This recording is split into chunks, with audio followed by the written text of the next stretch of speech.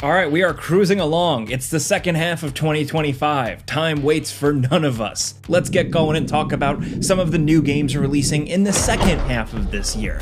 Some things to look forward to. Keep in mind, video games get delayed all the time, so all this is subject to change. But as of right now, here's what we got. We got 25 games, so let's get started off with number 25. Dying Light: The Beast is really more of a follow-up to Dying Light 1 than Dying Light 2.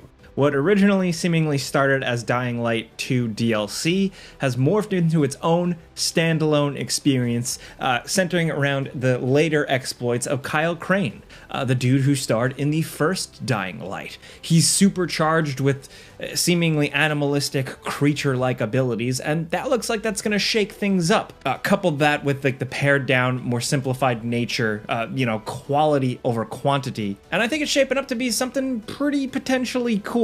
I like the first game a lot more, and for them to kind of run with some of the stuff from the first game, I think that has potential. Dying Light: The Beast is releasing August 22nd. Next at number 24, Hell Is Us. Looks like an incredibly unique game. What initially kind of looked like a Souls-like game, but in a kind of future dystopian universe with Death Stranding vibes, Hell Is Us seems to be its own kind of third-person action-adventure game with challenging combat, lots of cool and interesting NPC interactions and decision-making, varied questing, and just really, really cool environments and enemy types. It does look incredibly challenging, but also just really, really unique, and we gotta give them credit for that. This game is being headed up by veterans of game development from different studios coming together to make this, and I think this just has a lot of potential. Since this was announced, we've kept our eye on it. And it seems like we're not gonna have to keep our eye on it too much longer because it's releasing September 4th.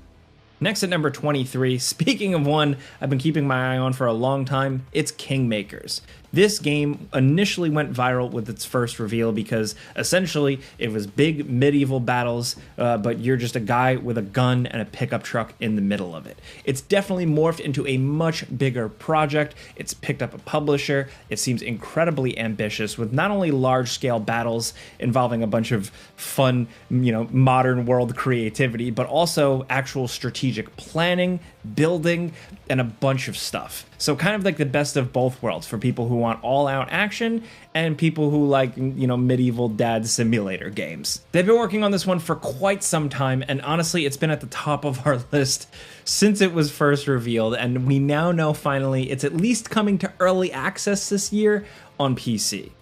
Next at number 22, we have Borderlands 4. It's back with like a whole new vibe and setting, and I think they might be onto something with this one. Borderlands 3, while, generally liked, I think, by Borderlands fans, wasn't the massive shakeup it could have been, and Borderlands 4 looks to be that, like I said, the setting change, but also seemingly tons of new movement options and just way more flexibility, and apparently a kind of revamped sense of humor and writing that might go a long way. Either way, if it's more Borderlands and the loop is good and addictive and satisfying, I think people are going to go for it. I'm curious to see how Gearbox really shakes things up this time around, and thankfully, this is another one we don't have to wait too much longer. It's releasing September 12th. Next at number 21, we have Arc Raiders. This PvPvE extraction shooter, yes, you've heard of a lot of those, but this one seems to just be really catching on with people. First of all, it's third person, which is something I just love. That's a good perspective. But along with that, it brings some incredible environment design, art design, character design, technology design, enemy design. All of it just looks incredibly unique. And like I said, it seems like they're really onto something with this one, with just how it's been done, how they kind of revamped it. They spent a lot of time on it. They haven't really been rushing it, and so far response to alphas and betas have been really, really positive, especially considering now the other big extraction shooter thing isn't coming out this year in terms of Bungie's Marathon. I think Arc Raiders can really swoop in and steal the show. Next at number 20, we have Wuchang Fallen Feathers. This is a Souls-like style game based around Chinese mythology, and it looks incredibly challenging, but also a ton of fun. Early preview impressions from this have come across very, very positive, even if it's something that you kind of see it and you know what to expect, it seems like a really damn good one. It's being published by 505 Games, and I think in this one the character and like her abilities seem really unique, and there might actually be some cool story that unfolds from this, because like I said, it is set like in the Ming Dynasty. She has amnesia, and also you're fighting some really gross, weird creatures. I think a Souls-like game with some mystery and intrigue and some gross, weird creatures is really all you really need. So I'm excited to see how this one goes down. It's releasing July 24th. Next at number 19, we have Vampire the Masquerade Bloodlines 2. This has been long in the works, delayed many times, revamped, different development studio took it on. I don't really know what to make of it now in its current state, but it has so much potential, man. The original Vampire the Masquerade Bloodlines was so cool. Really like a defining RPG for PC sweaties out there, and vampire fans, of which I am both. So I'm still holding out hope that this game finally makes it to the finish line and is cool and lives up to the name. As of right now, it seems like it's releasing finally in fall of 2025.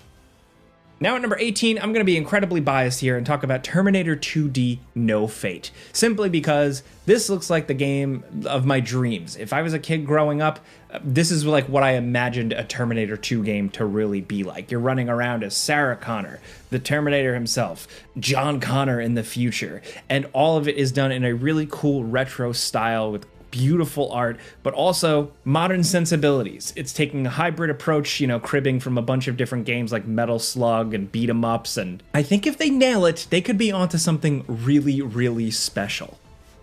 Next at number 17, we have The Outer Worlds 2. Obsidian is essentially making a bigger Outer Worlds, really taking advantage of what they built with the first game in terms of just universe and lore, and really doubling down on action, playability, and depth. Again, early impressions for this one seem to be very positive, and I still think like this style of game specifically, this feel is really their bread and butter, so I hope they run with it. It's releasing October 29th, 2025. Next at number 16, we have Subnautica 2. The aquatic survival game that took the world by storm is finally back. It's been so long, dude, but as of right now, still shrouded in some mystery. It's been officially announced. We got some small looks at it, a little trailer, but it doesn't tell us too much. Still, there's so much potential because, like I said, the original game was great, but also all the post-launch support and just the way the community took to it was even better. So if all that can happen again with the second game, it could be a match made in, like, you know, ocean survival heaven. As of right now, we know it's releasing in early access sometime in 2025. Next, over at number 15, we have Silent Hill F. Finally, can you believe this? A brand new, completely unique Silent Hill game in 2025.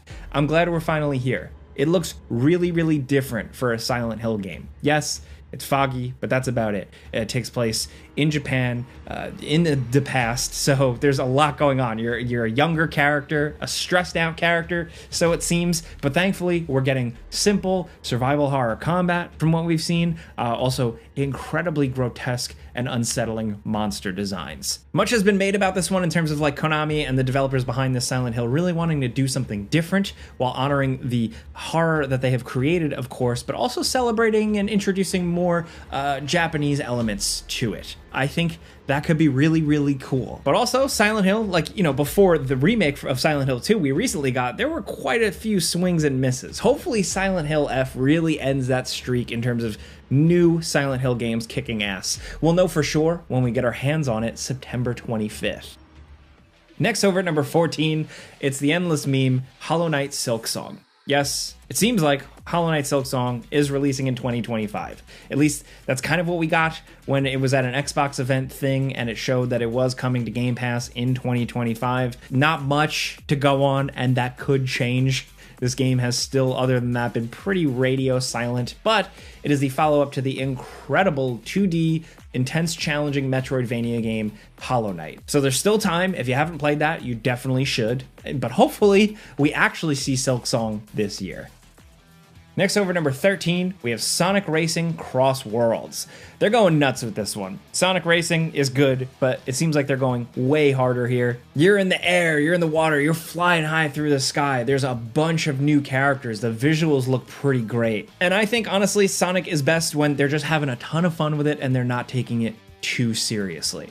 There's going to be 24 tracks, you're going to warp to 15 cross-worlds, and there are 23 Sonic characters from throughout Sonic's legacy. There's split screen options, multiplayer options, and Ichiban from Yakuza is a character, and I just really like that.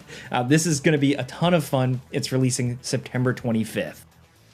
Next over number 12, Painkiller, the PC first-person shooter classic that I enjoyed quite a bit, is back with a bigger emphasis on cooperative action. I didn't totally expect that, but what we got here looks pretty cool. Aesthetically different, but crazy over-the-top monsters, wild environments, but most importantly, fast, chaotic first-person shooting.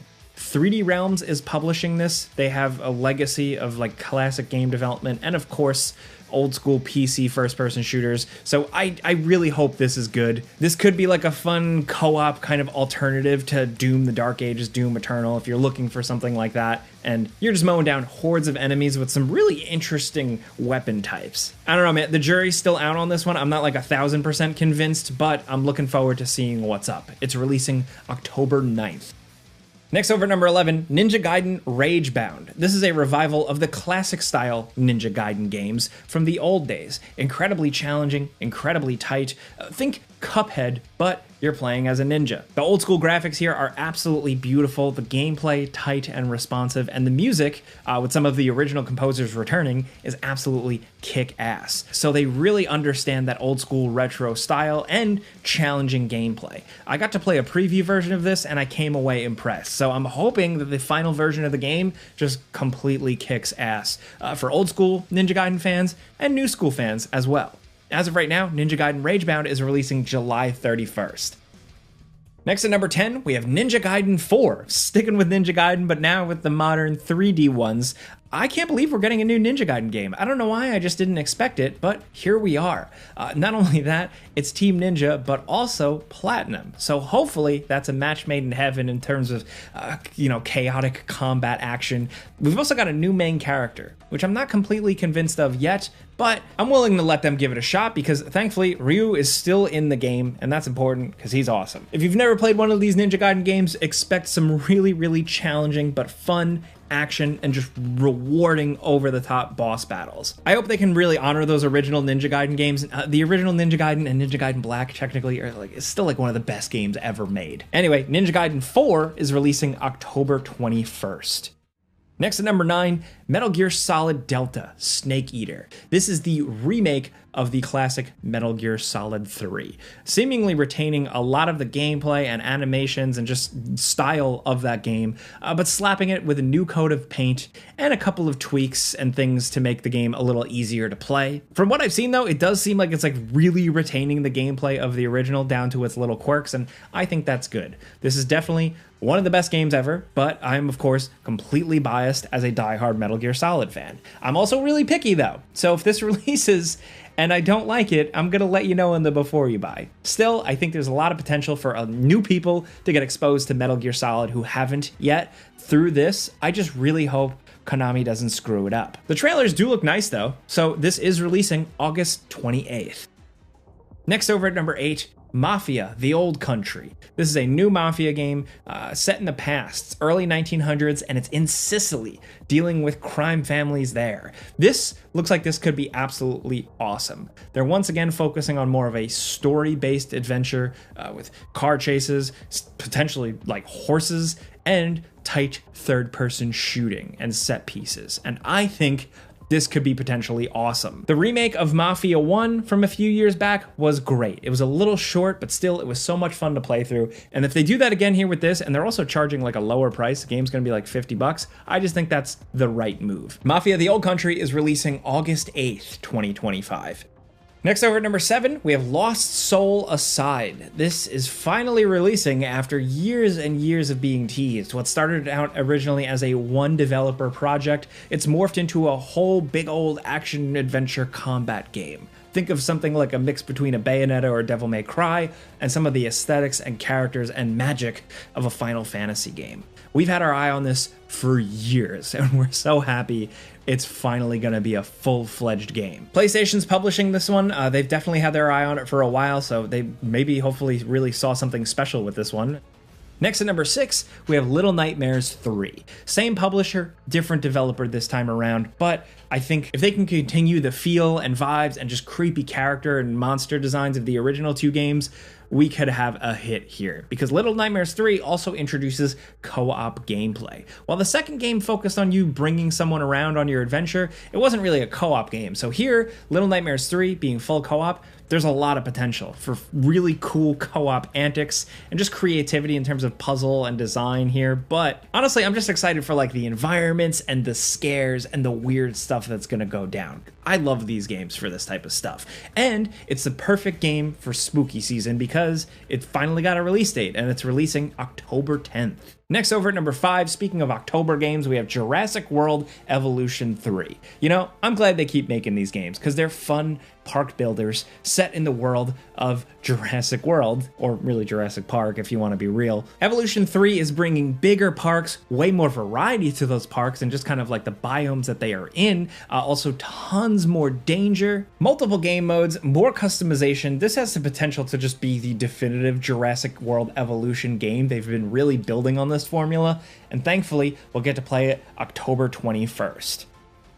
Next, down at number 4, Gears of War Reloaded. This is another remaster re-release of the original Gears of War, yes, but this time it's really the Mac Daddy. 4K resolution, high frame rates. You can crank this thing up to 11 and it's probably gonna look pretty damn good. Along with that, they're bringing back all the multiplayer and it's going to be cross-platform, and I just think that's great because the old days of the original Gears of War multiplayer were a ton of fun. Along with that, Gears of War is coming to PlayStation officially. So you're going to be able to do like an actual like Lancer chainsaw attack with a DualSense controller. It's gonna feel weird, but hey, times are changing. So if you're looking to get back into Gears of War, this is releasing August 26th. Next at number 3, we have Ghost of Yotei. This is the follow-up to Ghost of Tsushima. I'm really looking forward to this one because ever since Ghost of Tsushima released and I 100%ed that game, I've just been looking forward to more. This takes place in a different time period, years and years and years after the events of the original game. You got a new character, you got a new invading force, and you're on the actual like mainland Japan this time. You're not isolated to an island. Along with that, they've been pretty good about like showing us a little bit about the game, but not spoiling everything new. Like, cause honestly, it's Ghost of Tsushima 2. You know what you're gonna get kind of in terms of open world and combat and stuff like that. I'm already on board, but I am excited to see like what they really cooked up with this one. Like, what is this story? Why they have moved on from Jin, and like what they can really do with the gameplay, how they can bring it forward, especially with it being based on PlayStation 5. We'll know for sure when we get our hands on it October 2nd of this year. Now down at number 2, Donkey Kong Bonanza. This game looks crazy. It's you as Donkey Kong with Pauline on your shoulder running around smashing stuff. The game has kind of like a really interesting land deformation technology where you're just punching your way through everything, up, down, left and right, every direction. And if this is kind of like a Donkey Kong meets Super Mario Odyssey, that just could be a winning formula. I did get to play this a little bit behind the scenes, a preview version of it, and I think it's pretty cool. It's mindless fun, but sometimes you need that. And Donkey Kong punching stuff and getting bananas is cool. Sometimes, honestly, it doesn't have to be that complicated, folks. Donkey Kong Bonanza is releasing pretty soon, July 17th. Now, down at number 1, Crimson Desert. This one people have been fiending for a while because this is just a incredibly ambitious, good-looking, open-world RPG with basically everything. I think that's the best way to explain it. Tons of loot, side quests, decision making, giant battles, flying, magic abilities that you can combo, a lot of combat and battle elements that kind of rival something like a Dragon's Dogma 2, while also tacking on elements of things like The Witcher 3 and also some of the magic hand powers of Legend of Zelda Tears of the Kingdom. This game is going big. It is trying a lot of stuff. Whether or not they nail it remains to be seen, but you can't help but be in awe of the ambition. Not only the fact, like, it also just looks like the world is really big and the graphics pretty damn good. A potentially good blend of, like, you know, medieval fantasy and weird video game magic stuff. Pearl Abyss, the developers behind this, had previously done Black Desert Online. They've been cooking on this game for a long time. No solid release date yet, but they have officially said late 2025. But those are 25 new games releasing in the second half of 2025. Some things to really keep your eye on. Of course, you get the typical things that are announced every year, like a Call of Duty. We now have Black Ops 7, and there's going to be some surprises that we haven't accounted for, things that we don't know are coming out this year. But for now, these 25 on this list are some that we're excited about, we'll probably make videos of. So let us know in the comments what interests you. If you like this video and you like talking games with us every single day, clicking the like button's all you gotta do. It really helps us out. And if you're new, consider subscribing, maybe hitting that notification bell, because we put out new videos every single day. But as always, thanks for watching, and we'll see you guys next time.